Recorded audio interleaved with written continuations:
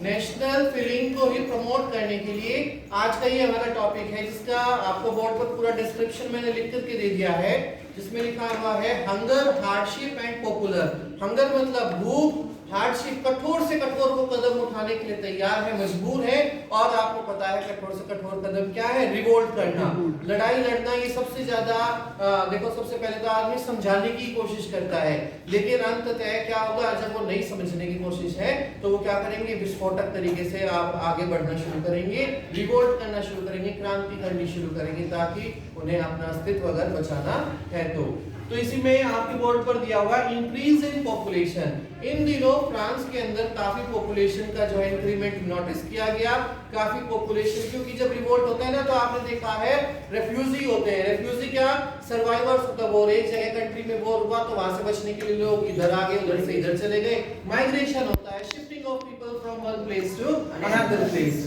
तो यहाँ पर इंक्रीज ऑफ पॉपुलेशन को नोटिस किया गया। इन इंक्रीज ऑफ पॉपुलेशन को ही हम ध्यान में रखते हुए आज हम क्या पढ़ रहे हैं कि सबसे पहली कंडीशन वहां पर क्या हुई, हंगर क्यों हुआ, क्योंकि अनएम्प्लॉयमेंट की कंडीशन जनरेट हो गई। पहले से ही लोगों के पास काम धंधा नहीं था, अब और भी ज्यादा वो अनएम्प्लॉयड हो गए, और भी ज्यादा उनके पास बेरोजगारी साबित होने लगी।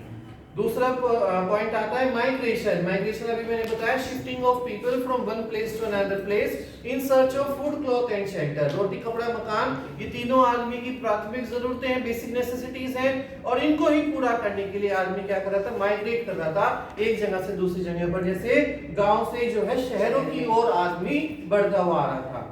स्टिफ कंपटीशन फ्रॉम इंपोर्ट्स, और एक इनकी लड़ाई किससे थी, इंपोर्ट से, कि भाई अपनी जरूरतों को पूरा करने के लिए क्या होगा, दूसरे देश का सहारा लेना पड़ रहा था, वहां से सामान मंगाना पड़ रहा था, उससे स्टिफ कंपटीशन आ रहा था। काफी इनको जो है कंपटीशन फेस करना पड़ रहा था, क्योंकि वो प्रोडक्ट्स महंगे भी हो सकते हैं और सबकी बियॉन्ड से रीच के बियॉन्ड है, क्योंकि सब लोग उसको नहीं परचेज कर सकते, इतनी परचेजिंग पावर उनके अंदर नहीं है। दूसरा उन्होंने बताया कि इंक्रीज इन पॉपुलेशन का क्या इफेक्ट हुआ, राइज ऑफ फूड प्राइसेस। जो फूड हमारे पास अवेलेबल था उस फूड के जो है प्राइसेस बढ़ जाते हैं। आपको पता है इकोनॉमिक्स का एक रूल होता है, डिमांड और सप्लाई हमेशा अपोजिट चलती हैं।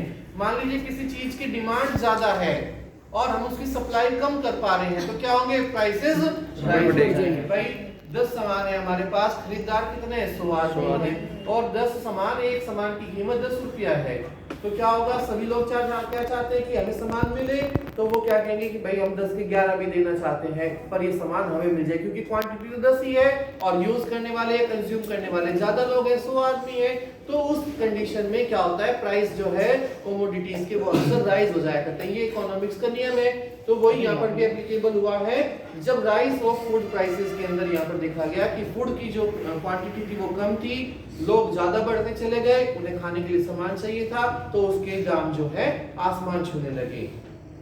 मोर पीपल टू बी फ्री, और बहुत सारे लोगों को क्या हो गया, भूखा रहना पड़ा, क्योंकि प्रोडक्ट हमारे पास कम है। जिनकी कैपेसिटी थी बाई करने की, जिनकी जेब में पैसा था, वो लोग तो बाई कर पा रहे थे, लेकिन बाकी दूसरे आदमी फ्रीड नहीं हो पा रहे थे। Bad harvest and crop failure, क्यों हुआ वहां पर फूड की शॉर्टेज, क्यों हुई, क्योंकि क्रॉप के फेलियर हो जाने से, क्रॉप जब नष्ट हो जाती है उसे क्रॉप फेलियर कहते हैं। तो बैड इफेक्ट पड़ने लगा उसके ऊपर भी, इसमें बात बताया। फिर शॉर्टेज ऑफ फूड क्रॉप, इसीलिए ही वहां पर फूड क्रॉप की जो है शॉर्टेज हो गई, क्योंकि फसल के नष्ट होने के कारण फसलों का जो है उत्पादन वो खराब हो गया या फिर नष्ट हो गई। इस वजह से फूड क्रॉप्स कम अवेलेबल थी, कंज्यूम करने वाले ज्यादा थे, और फूड के जो प्राइसेस थे वो आसमान को छूने लगे। तो ये भी किसकी वजह से हुआ, इंक्रीज इन पॉपुलेशन की वजह से हुआ, बढ़ती हुई जनसंख्या के कारण हुआ।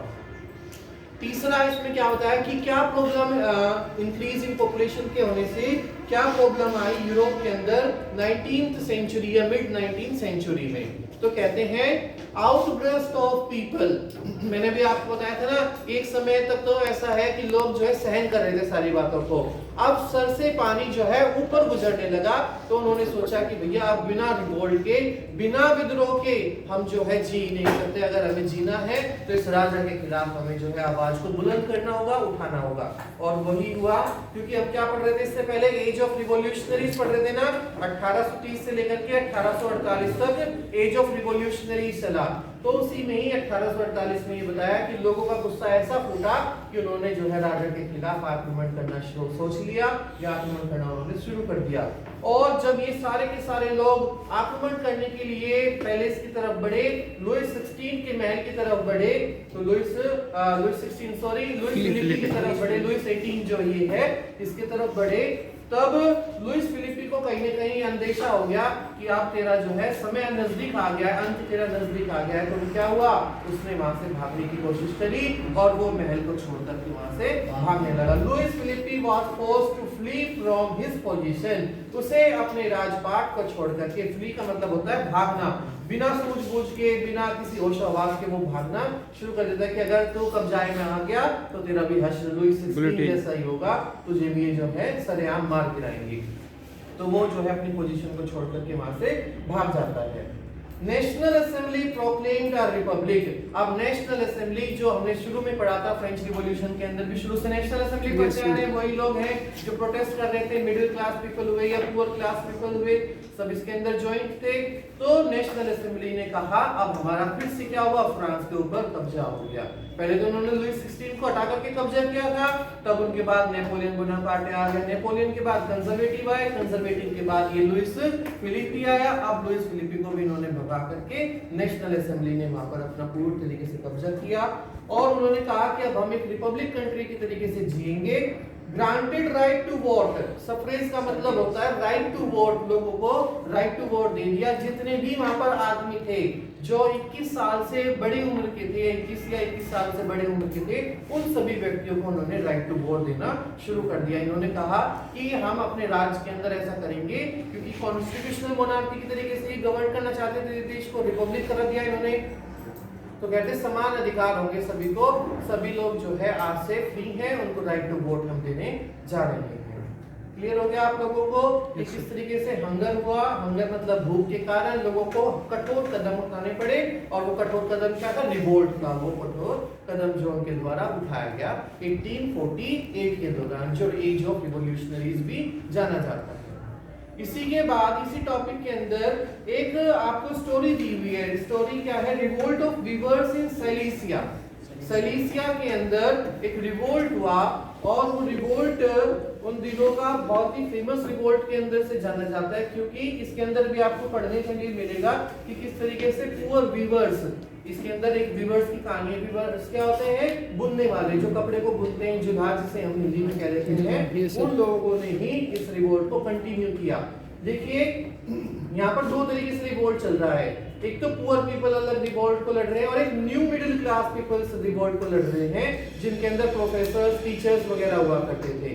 ठीक है, स्टोरी ऑफ सिलेसिया और बता देते हैं हम आपको। इसमें पर्शिया का एक टेरिटरी एम्पायर है, ये भी पर्शिया के अंदर ही जगह आती है सिलेसिया, और इस सिलेसिया को 3 हिस्सों के अंदर बांट दिया गया था, जर्मनी, पोलैंड और चेक रिपब्लिक के नाम से इस सिलेसिया का बंटवारा किया गया। Silesia, there was a village. Weavers used to do their work. Merchant gives them contractor.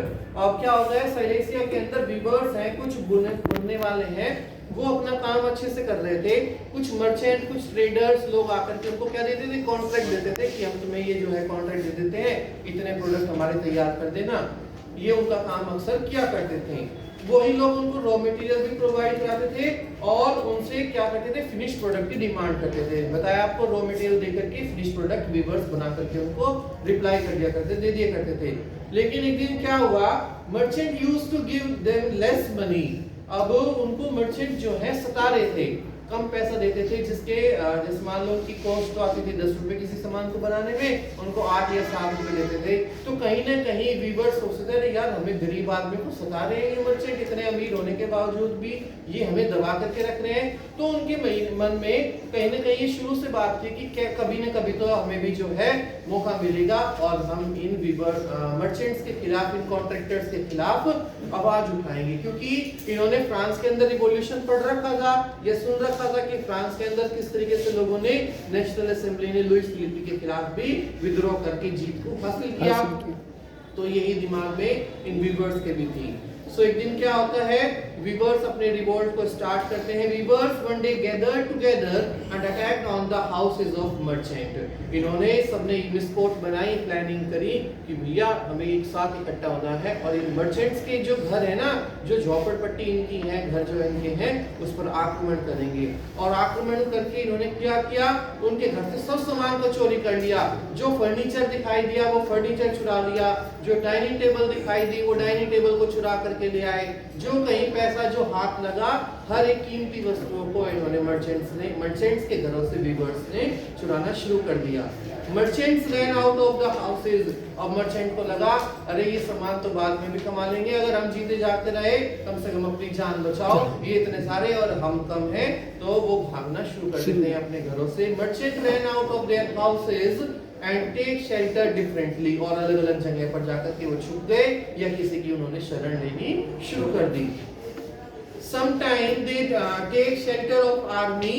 और कई बार तो ये भी पता चला है कि उन्होंने किसी आर्मी की दूसरे एरिया के अंदर घुस करके राजा के अंदर कहा आर्मी को हमें बचाओ, नहीं तो ये जो वीवर्स हैं हमें मार देंगे। तो देखो इससे भी हमें क्या कंफ्यूजन मिला, conflict between weavers and merchants due to less payment. कम पैसे के चक्कर में किसने आवाज उठाई, वीवर्स ने। इसी तरीके से पूरे यूरोपियन कॉन्टिनेंट के अंदर अब आवाज उठाई जा रही है। रिवॉल्यूशन की स्टार्टिंग हमने बहुत पहले से करा दी थी, 1830 से रिवॉल्यूशन की स्टार्टिंग हो गई है। अगले टॉपिक में हम पढ़ेंगे the revolution of liberals 1848। Liberals भी कुछ रिवॉल्यूशन करेंगे। लिबरल्स में कौन आएंगे, यही पुअर पीपल आएंगे। पुअर पीपल ही आगे जाकर के अब रिवोल्ट करेंगे, क्योंकि मिडिल क्लास पीपल तो पहले रिवोल्ट कर चुके हैं। अनएम्प्लॉयमेंट, ठीक है।